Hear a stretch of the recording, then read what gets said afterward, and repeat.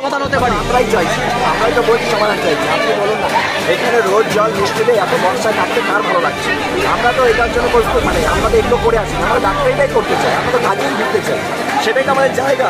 আমরা সার্জন যারা সার্জারি করতে পারছি না 1.5 মাস ধরে, তাহলে শিখতে পারছি। লাইভ স্ট্রিমিংটা হবে কি?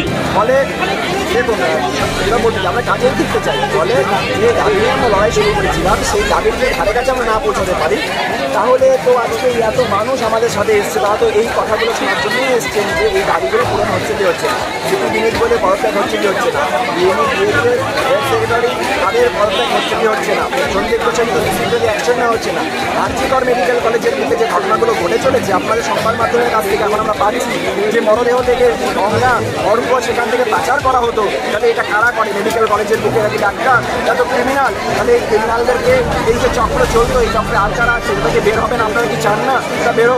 তাহলে এই কথাগুলোকে আমরা তুলে ধরতে চাই ওনার কাছে, ওনার কাছে তো সেটা তো শুনতে চাই, এবং এই শোনাটা সব পক্ষ শুনুক, এটাই আমরা চাই। এর মধ্যে আমার মনে হয় না যে খুব জটিল বিষয় আছে, সমাধানটা ওনারাই দেয়, কোনো অসুবিধা নেই, আমরা তো বসেই আছি আলোচনা করার জন্য। সম্পদ থেকে ব্যাখ্যা করবো, তাদের শাস্তি না হয় এবং এরকম ঘটনাকে আর ঘটবে না সেটাকে ইনশিওর করতে পারে না। আরজিকর মেডিকেল কলেজের থেকে যে সমস্ত তথ্য উঠে আসছে, দেহ পাচার থেকে শুরু করে মরদেহের বিভিন্ন অঙ্গ প্রত্যঙ্গ সরিয়ে দেওয়া, এই যে ঘটনাগুলো আজকে আপনাদের মাধ্যমে আমাদের সামনে আসছে, এটা কারা করে? এরা হচ্ছে ক্রিমিনাল, এরা ডাক্তার না, এরা ক্রিমিনাল। এই ক্রিমিনাল রাজ যদি মেডিকেল কলেজগুলোতে ভয়া থাকে, তাহলে আমরা কী করে সেফটি সিকিউরিটি ফিল করতে পারি? তাহলে এই যে দাবি, সিভিল পদত্যাগের দাবি হোক, ডিএবি, সিএইচএস, প্রিন্সিপাল সেক্রেটারিকে সরানোর প্রস্তাব হোক, সন্দীপ ঘোষকে ডিসিপ্লিনারি অ্যাকশন নেওয়া হোক, এই দাবিগুলো তো আমাদের শুনতে হবে, নাহলে তো আমরা কোনো সদর্থক রাস্তায় যেতে পারবো না। তাই এই দাবিগুলো আমাদের শোনা হোক, এটাই আমরা চাই। মুখ্যমন্ত্রী বলেছেন যে আমি দিদি হিসেবে এসেছি, আপনাদের সিএম হিসেবে নয়। ঠিক আছে, দিদি হিসাবে এসে ভাইদের সাথে ভাইদের কথাগুলো তো শুনতে হবে, মানে এক পাক্ষিক হতে পারে না। দিদি যেমন বলবে ভাইদের কথাও শুনতে হবে।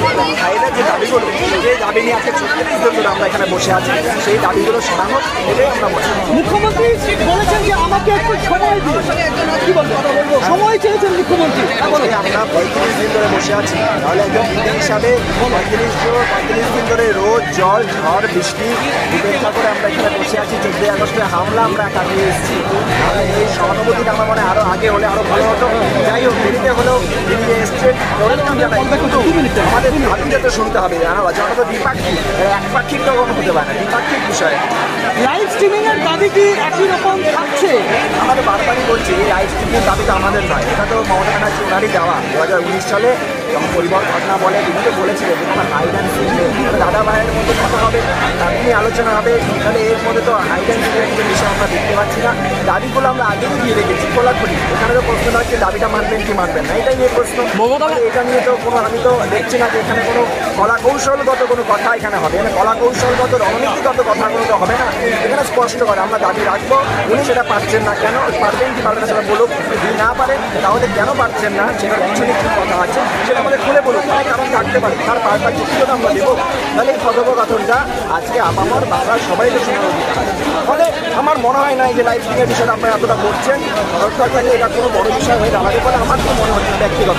মমতা ব্যানার্জি এখানে আসলে এবার সমস্যার সমাধান হবে, আলোচনার জায়গাটা সেটা বন্ধ হয়ে গেছে, এবার সেই সমস্যার সমাধান হবে।